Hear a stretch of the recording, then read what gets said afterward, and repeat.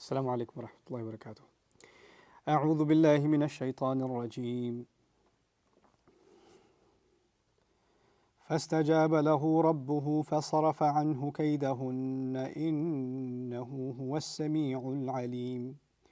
ثم بدا لهم من بعد ما رأوا الآيات ليسجننه حتى حين.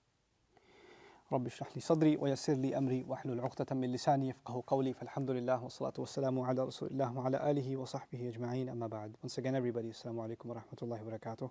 Today I try to cover some lessons from ayahs 34 and 35 of Surah Yusuf.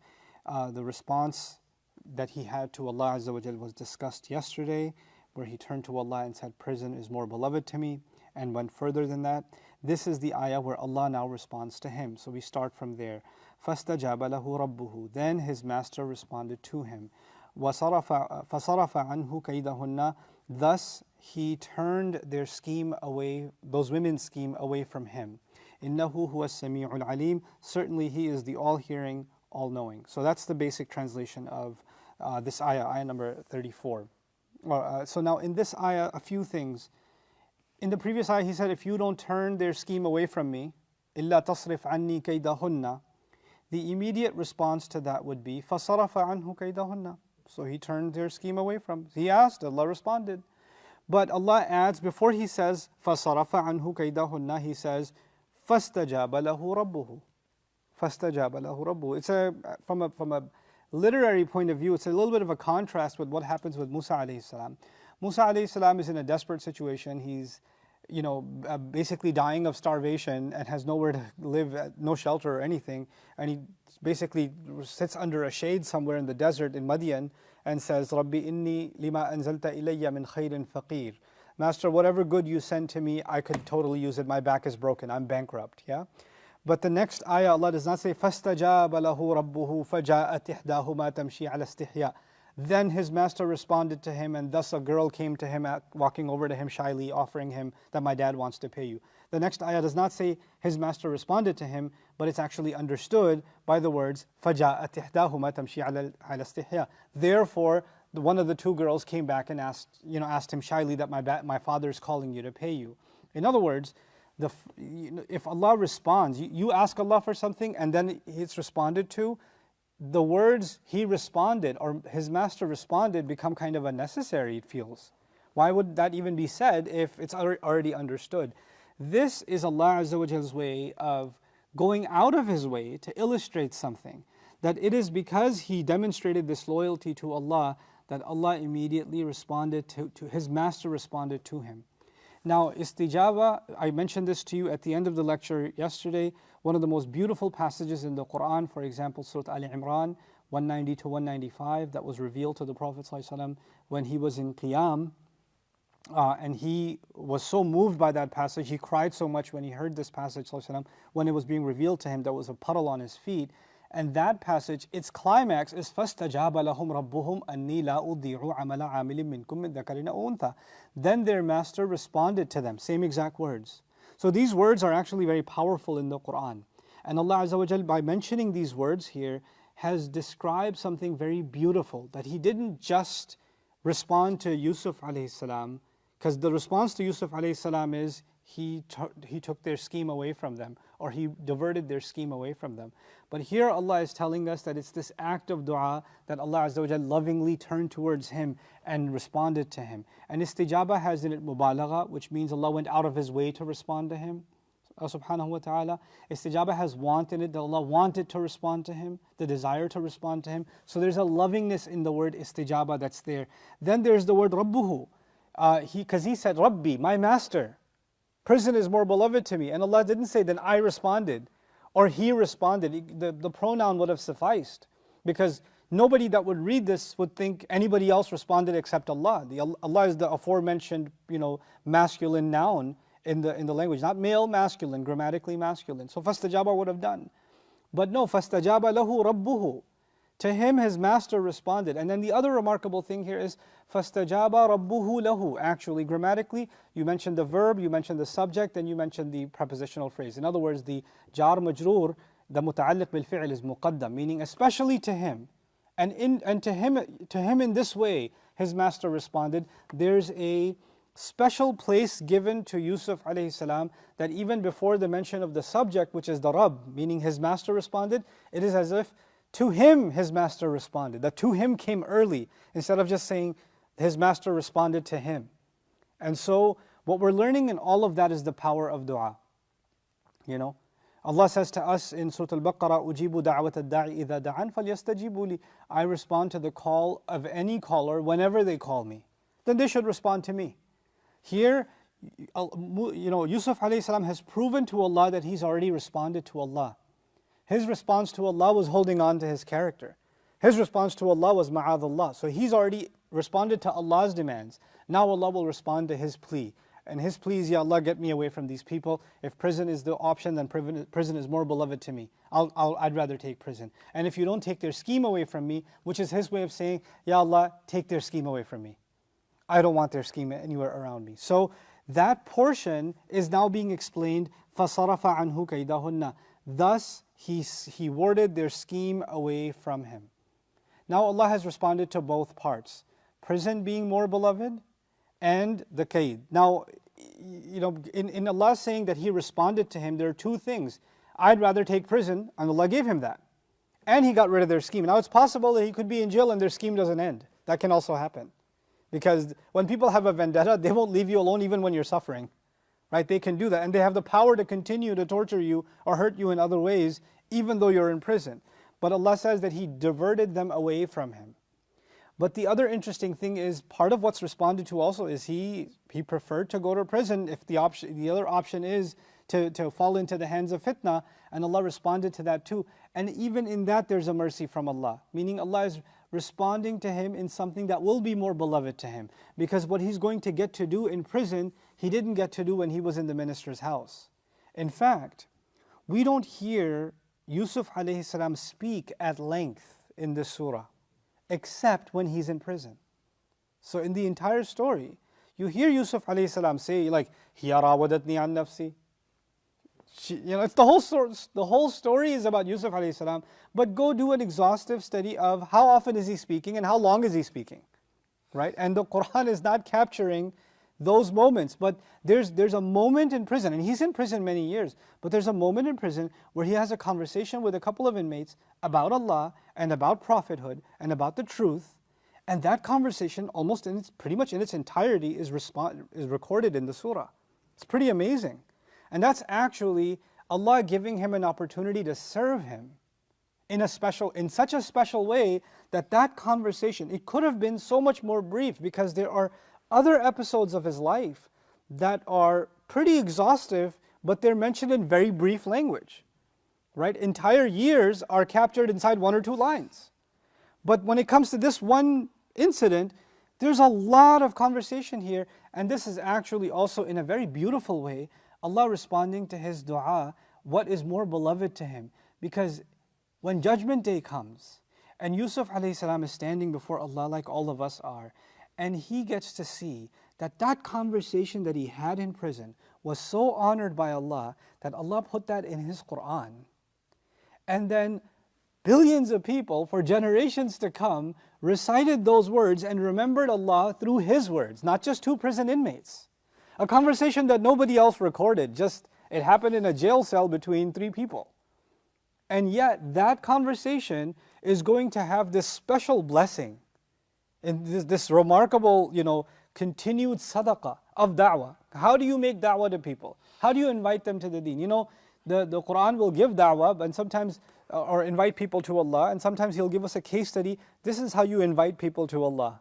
Obviously, inmates in a prison are not interested in having a religious conversation with him. They have their own agenda. And yet He finds a way to, bring them closer to Allah in this unusual circumstance, right? And so that's also Allah responding to him. In other words, him being in that prison, we're grateful for, because we get to learn the wisdom that Allah decided should be part of His final word, only because Allah responded to that. The point, therefore, is sometimes Allah will put you through an experience. You may not see that you are the primary beneficiary. Not in this world. But maybe Allah put you through an experience that will benefit someone, who will benefit someone else, who will benefit someone else, who will benefit someone else, and you don't even realize that all of that is going into your account, and that never would have happened if you weren't put in a difficult position. So sometimes a difficult position is inconvenient, is painful, is catastrophic, it could be traumatic, it could be all of those things for you and me. But in the grand scheme of things, when we come before Allah Azza wa Jal, we might be surprised that the best thing that ever happened to us in our life was that traumatic situation. Like the best thing that could have happened to us. Because the good deeds that got recorded in our favor as a result of that opportunity just keep on compounding and compounding and compounding. I'm getting ahead of myself, but these are things that I'm going to reiterate to you anyway, so I'll tell you even now. Had he not gone to prison, he would never have met those two inmates. Had he not met those two inmates, one of them would have never known that he can interpret dreams. Had that inmate never known that he can interpret dreams, when he got out and was serving the king and the king saw a crazy dream, he would never have thought that the king, this dream might mean something and I might know someone who knows what this dream means. None of these chain of events would have happened, yes? Therefore, the king's dream, all the experts that were around him, what did they tell him about that dream? That it's meaningless. You know that, so, and this servant is in no position, he just pours drinks. What's he gonna, he can't give his counsel to the dream, to the king, and say, yeah, it's meaningless.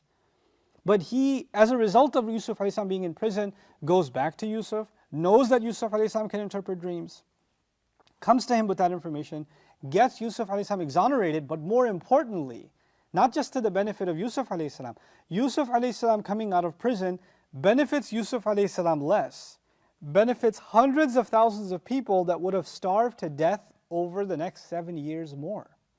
Many lives got saved because he went to jail. And none of that would have happened if he didn't go to jail. And would someone not want, you and I fear all the time that whatever good deeds we do may not be enough in the scale before Allah, because we do plenty of bad deeds we're aware of and we're not aware of. So how are we ever going to know our good deeds are good enough?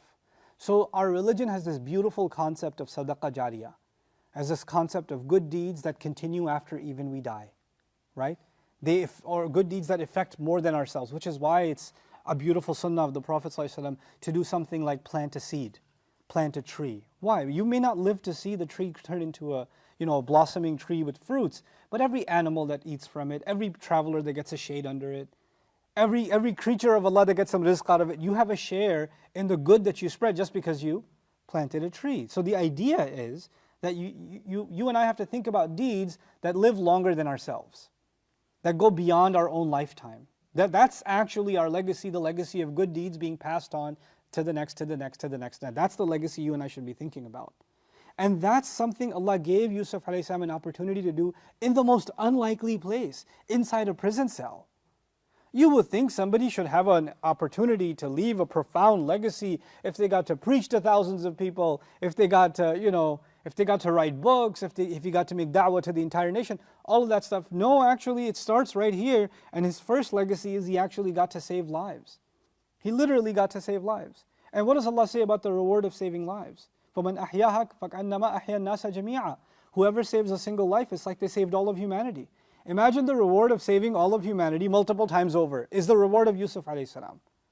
So you've lost something in your dunya. You've lost the freedom of movement. You've lost, the place you had in the world, whatever place he had, it's gone.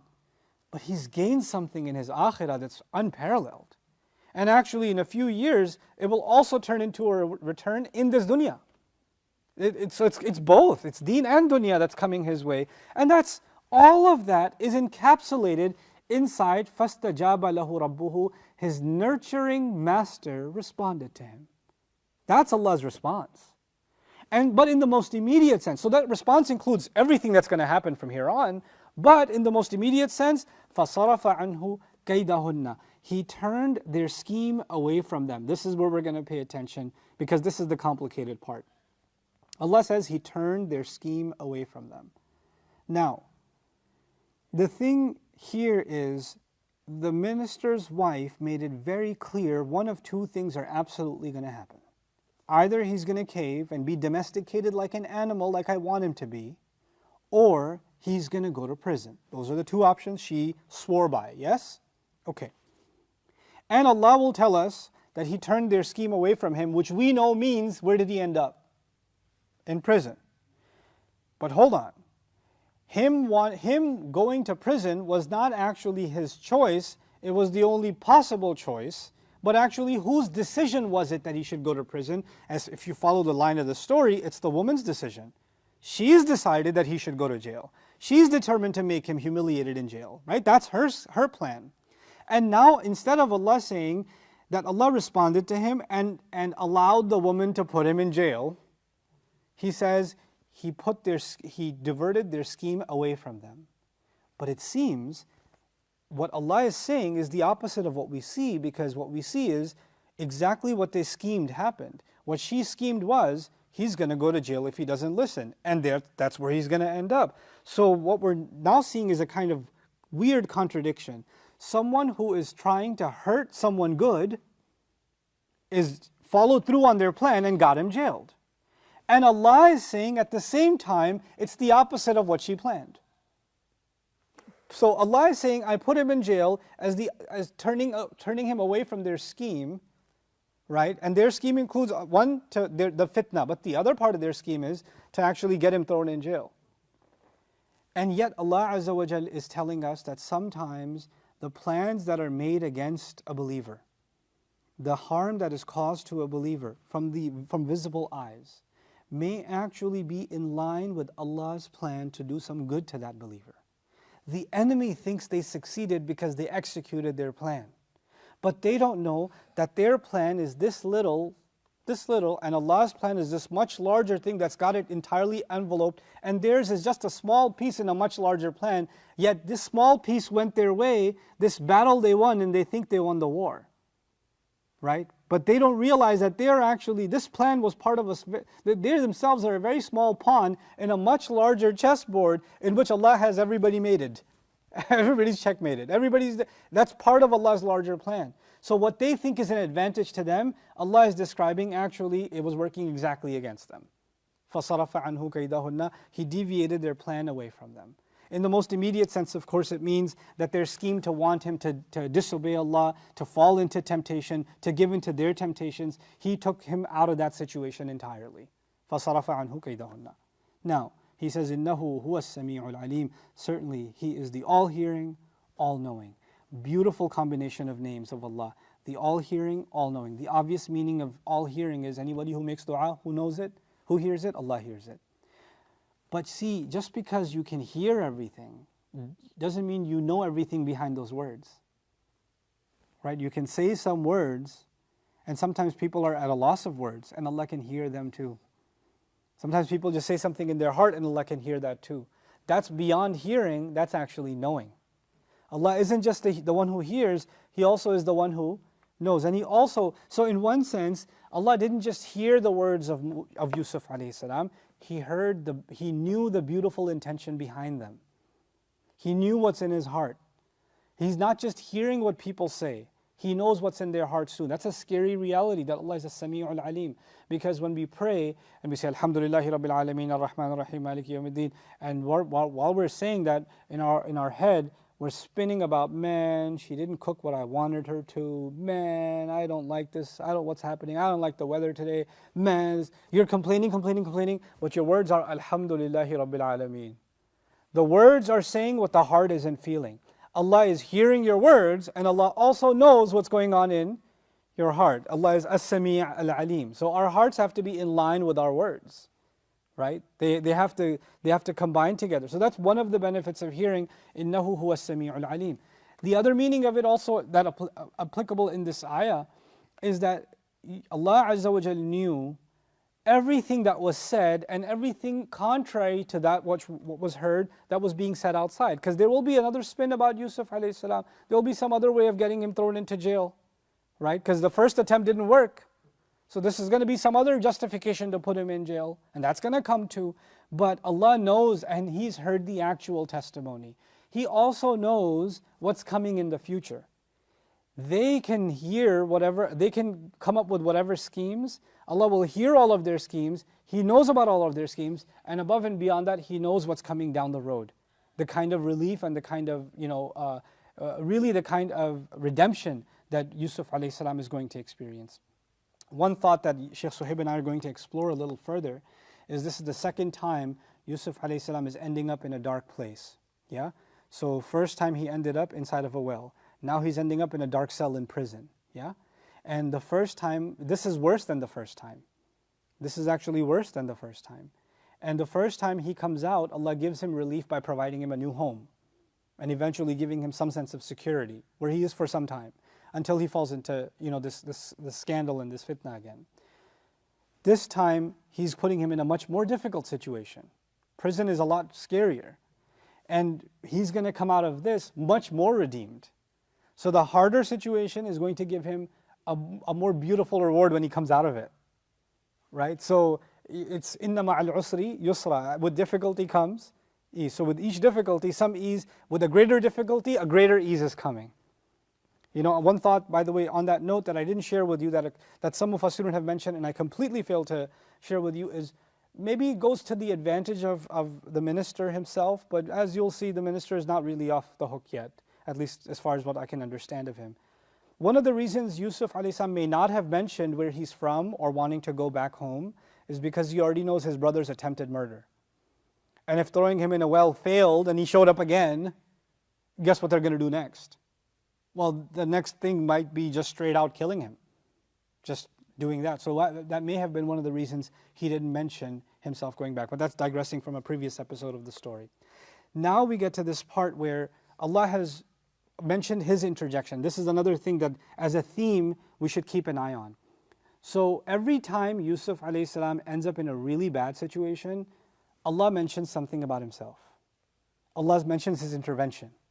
So as he was being thrown in the well, Allah said, وَأَوْحَيْنَا إِلَيْهِ لَتُنَبِّئَنَّهُمْ بِأَمْرِهِمْ هَذَا وَهُمْ لَا يَشْعُرُونَ. You will be telling them this deed of theirs.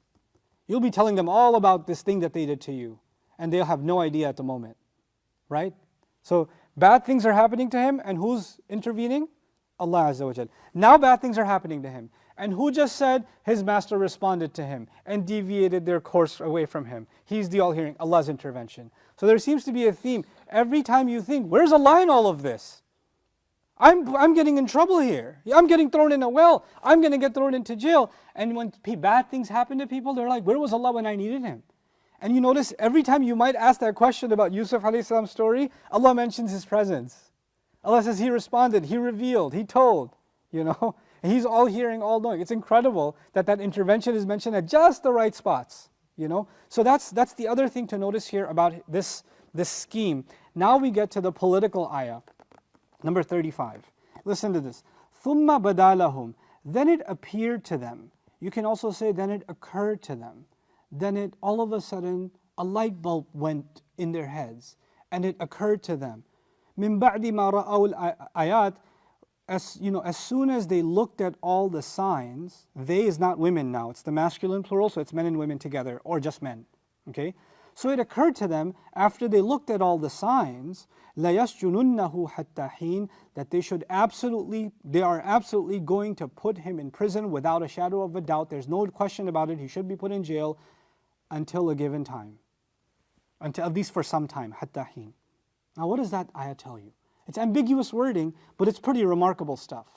First of all, the previous case where she said, what should happen to him? Unless the only thing that should happen to a person like this, who wants to do harm to your family, is he should be thrown into jail, when she was crying and wailing. Remember that? But that failed. But now, this is much bigger than just her. And I tried to depict to you that he saw this as a political disaster. But now, other servants have seen. These women have cut their hands. All of their husbands are like, what happened here? And some of them may have blurted it out. Some of them may have said, what happened? And it's now, this is not just a scandal for one, this is a scandal for many. And anybody leaking, if all of it points back to one young man, Yusuf, then him being interviewed or seen, anything about him coming out is going to look really bad, not just for the Al-Aziz, not just for his wife, for all these elite people. So there's a plural here, ra'au. It appeared to all of them after they saw all the signs. Now what are all the signs? The blood splatter, the mess, the servants talking, the word getting out. By the way, if the word got out the first time, which was only in a hallway with a few people, you think the word didn't get out this time? Right? That can be understood that the word's gotten out and it's looking bad. It's looking pretty bad. Some Mufassirun have looked at the word, al-ayat here. Al-ayat usually means revelations. Al-ayat also means signs. Yeah? So what are the signs? Some say that here, the Mufassirun say the signs refers to signs that Yusuf is innocent. Signs that they did all of this. There's enough evidence to say Yusuf. By the way, if Yusuf ﷺ was exonerated the first time, with all the shirt story, it's practically impossible to think that he would put himself in that situation on purpose in front of so many witnesses and he'd be the culprit. There's no way that happened. So when anybody with sense observed all the signs and what's been said, they knew the public's not going to buy it. They're going to think Yusuf is innocent. The problem is, Yusuf is innocent is not a problem. Because it's not so much about him being innocent. The moment you say he's innocent, who looks guilty? Very wealthy people. Very high political elite people and their families look guilty. So his innocence is pretty expensive now. His innocence might cost them financially and politically. And all the signs point to his innocence. So one way of looking at the signs is, the signs of his innocence are actually a problem. And anybody who observes these signs are going to come to the same conclusion we have, that he's innocent. Which means they're going to come to the conclusion that we're messed up. Which means we're going to be humiliated publicly. And these women know all about public humiliation. They're experts at it, as we can tell. So they're scared of what they do, because they don't want that coming their way, right? They want to dish it, they don't want to receive it. So that's one way of looking at al-ayat. I don't think that the second suggestion is as primary, but I do think it's very plausible in this ayah. That ayat also means politicians don't just look at what's in front of them, they look at, signs are signs of what's to come. In a spiritual sense, even signs are used for, give me a sign for what is to come, an assurance for what is to come. Rabbi ij'al li ayah. Right? Zakaria was told, you're going to have a child. He said, Master, give me an ayah. An ayah about what is to come. Yeah? One way of looking at, not the only way, but one way of looking at the 9 signs of Musa alayhi salam are signs of what is the ultimate punishment to come to them.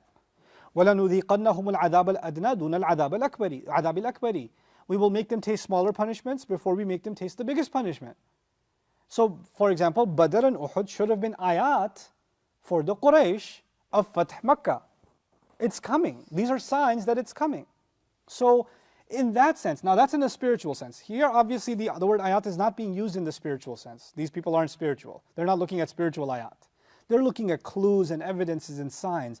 The signs are, if we let Yusuf kind of roam about and not hush this in a very serious way, this is going to come back to bite all of us. This is going to become a big political liability. So remember that 3-layer emphasis that she made on throwing him in jail? Now you've got لَيَسْجُنُنَّهُ. They, plural, they all are going to absolutely throw him in jail. Like, it's really emphatic language, not just maybe we should throw him in jail. No, they discussed it, they observed all the signs. Listen, there's no way, he's got to go to jail. Nope. I don't want to hear it. He needs to be in jail. That's the only thing that's going to happen now. He needs to disappear. And you can imagine, actually, he's finding himself in the same exact situation that he found himself with his brothers. His brothers had 2 options. He should disappear, or he should be killed, right? And if these people are so hell-bent about seeing him go to jail, if he doesn't go to jail, what's one of them going to arrange for? For him to be killed. We're finding ourselves in the same situation yet again, right? So he just needs to go away. He's too much of a headache for us. He can't be around. لَا يَسْجُنُنَّهُ. So now, what is in between here? How did they, one way of understanding why they decided that he should go to jail, I explained to you. Another is Imam Razi and others have kind of talked about a narrative and a dialogue that takes place between the minister and his wife. I don't know the authenticity of it, but it's good to share at least some elements of it. And that is that she basically came and told the minister, listen, I had guests come over and Yusuf humiliated me in front of everyone and told everyone that I tried to seduce him. Okay, and he's humiliated me in front of my guests. So now it's my word against his. Either you put him in jail so he doesn't get the chance to humiliate me any further, or let me go out and talk Let me go out and say whatever I'm going to say. So that's the way he posits it. Again, I have an issue with the authenticity part of that, how well we can verify, because that's not in the Bible, or that's not anywhere else that in a traceable account. But again, it's an attempt to fill in that gap. Something happened between, he said, remove me from them, put me in jail. She couldn't just come to the minister and say, by the way, last time you didn't put him in jail, this time put him in jail. What reason would he have to put him in jail if he knows he's innocent? And in this ayah, the ayat are already there, meaning they've looked at all the signs. And the signs point to the fact that they're guilty and he's innocent, which is actually why. Because he's innocent, he should go to jail. That's actually why he should go to jail, which tells you something about corrupt politics and corrupt systems that have existed throughout the history of humanity. Alhamdulillah, we're in 2020, so corrupt policies don't exist anymore. Corruption is a thing of the past because we're modernized and civilized human beings. So the idea that somebody would be thrown in jail because they have the truth with them, or they may be barred from speaking, or they are made to disappear because it might make some politician look bad, or they may be fired from their post because they're speaking the truth and it doesn't jive with a certain administration, so they should be silenced in some way or the other. That doesn't happen anymore, does it? Nah, I'm crazy. This is ancient history. This has nothing to do with now. The problem though was, even though they're going to put him in jail, they can't give him a trial. Why not? Because if you give him a trial, you're going to have testimony and evidence. And if you have testimony and evidence, you can only try to corrupt it so much. The public already knows what happened.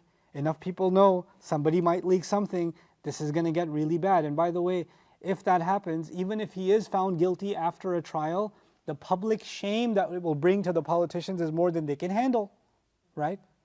So what's the other solution? I mean, if we're going to put him in jail, maybe we should put him in, detention. So he's not imprisoned, he's just detained. And detained means that you can be in the same cell that a prison, sentenced person is in, except they have a trial date, you don't, because you're just being what?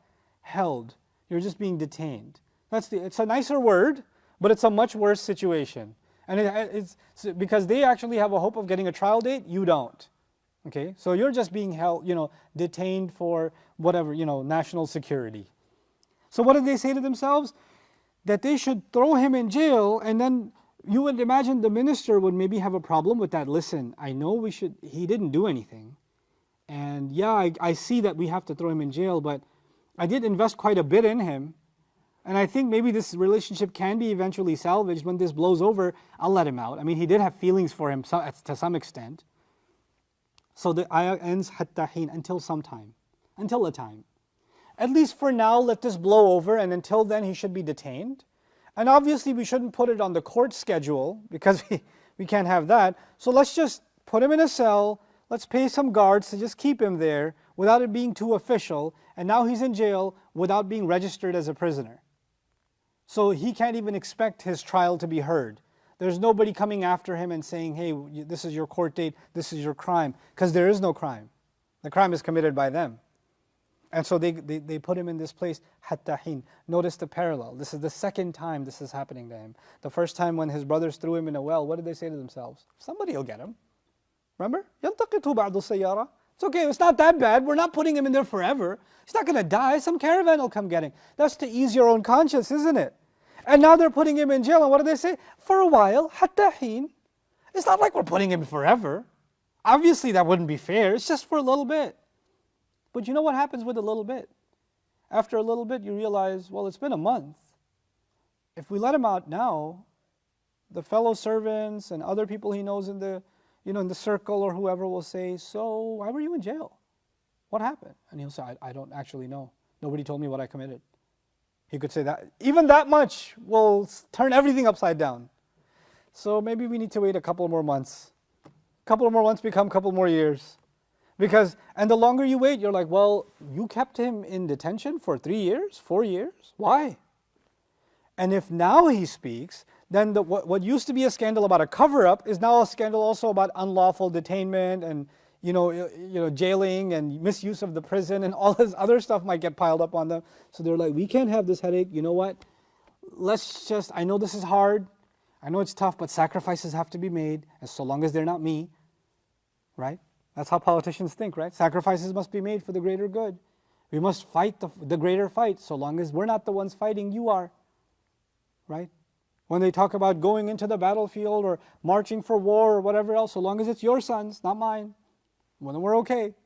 You know, be brave and fight this disease and go out there. So long as I'm not the one going out there, so long as you're going out there, we're okay. That's fighting the good fight. So the idea being, they considered him a commodity that can be sacrificed. So it's basically, again, a repetition of something that happened to him before. Remember how he was just used as bida'ah, just used as a commodity to sell, just something to use? Now even the one who bought him put him in jail as something to use to keep himself safe. It doesn't matter what he goes through. So, لَيَسْجُنُنَّهُ حَتَّى حِينٍ, they'll put him in prison until a given time. We've reached the 35th ayah of this surah, and at this time we are now concluding the scene that took place inside of the palace, or this governor's mansion. The next scene is actually when he's inside prison. So before we go on to the next scene, we're going to continue in keeping with our series, and I'm going to have a conversation with Sheikh Suhaib and Saqib Saeed, and Saqib Hussain rather, and the three of us are going to have a conversation starting Monday about the corresponding passage that has to do with this incident in the Bible. So we're going to go through that verse by verse and do a comparative analysis so that you understand both sides of it, inshallah. I took some suggestions from you guys last time about summarizing our findings and putting them also up. So I'll take that into account this time also. So I will not be continuing this series until we start that on Monday. So tomorrow, inshallah, last night of Ramadan for most of us, I think. So the last fast of Ramadan is tomorrow. So we're going to take a night off, have a good weekend for Eid, inshallah ta'ala, and then Monday we'll resume. So with that, inshallah ta'ala, I conclude today's session. Barakallahu li wa lakum fil Qur'an al-Hakim, wa nafa'ani wa iyyakum bil ayati wa dhikr al-Hakim. Assalamu alaikum wa rahmatullahi wa barakatuh.